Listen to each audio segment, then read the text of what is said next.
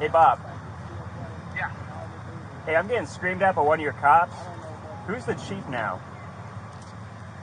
Who's the chief? Yeah. Lynn's still the chief?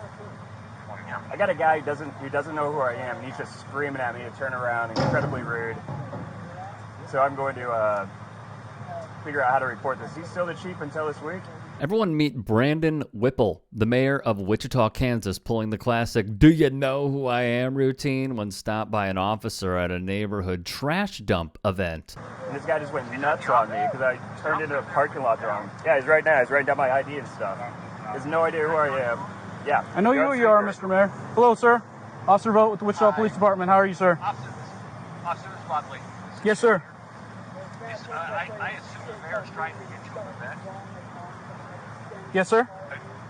And you're with the mayor right now. Yes, sir. Can you let him pass? No, I'll go to the back of the line. My I issue cannot, is more, unfortunately. No, there's a line, and there's no signage or anything. It looks like there's a wreck. I turned into a neighborhood cleanup, and I called you after this guy told me I'm no longer welcome at the neighborhood cleanup, and that now he is going to be the, the authority on who can do a neighborhood cleanup and drop things off and can't, which is definitely not what we do at City Hall, and that's why you're on the phone right now, Bob. That's the complaint. Not that I need to go in the back of the line, is that this guy tried to kick me out of what we appropriate for neighborhood cleanups based on his attitude and not on any facts. These types of interactions are precisely why holding local officials is just as important, if not even more important, than holding our federal officials accountable. As frivolous as the whole situation is, the fact that Whipple even mentioned that he was the mayor is all you need to know about how he views himself in relation to other civilians. Since the officer's body cam wasn't turned on at the start of the interaction, which, let's be clear, should never happen and is worthy of a reprimand from the department, let's now hear what a witness had to say about the start of the interaction.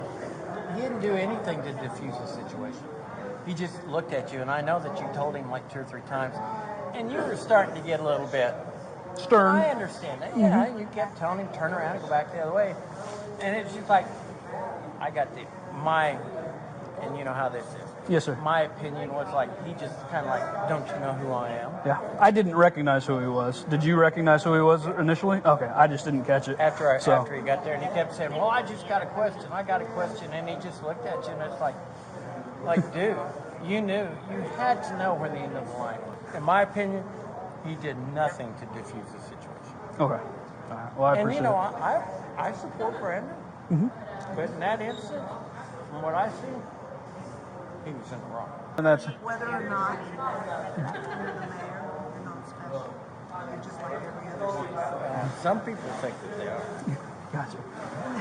And then that's usually a lot of the politicians that I've met, they're like, bow down, and I'm like, no, this man ain't going to. I'm not going to say anything, but I thought it was really that he called the city manager up. I thought that was chicken. You know? Yeah. And I'm not a Bob Lake fan, but I thought that was kind of... Yeah. Fair enough. I'm sorry you felt that I was rude. I didn't recognize you at first, but the reason we're so strict on the rules is because it gets ridiculous. Right. And somebody else had followed you in immediately, which that's why it amplifies the problem. That's why we try to redirect quickly and as fast as we could. No, I understand. Okay. I didn't know what was happening, and then.